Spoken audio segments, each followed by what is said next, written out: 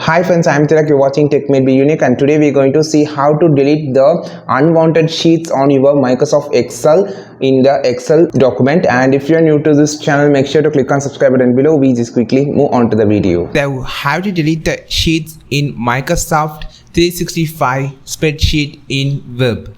So first, if I just click on this and open Excel here, so to this here you can see there is total of 8 sheets, but I just need only 4 sheets. So just right click here and you can just have the delete option here. Just click this, which will delete this. So just click this.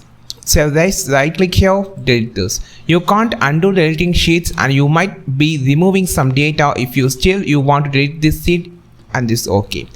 You can want to note that you can't undo deleting sheets, so we can't recover it back. So this is a web version, so it tells like that. So you just want to have a mind it about you just want to remember that you can't undo the deleting sheets. So you just, before deleting the sheet, you just want to confirm its use or not.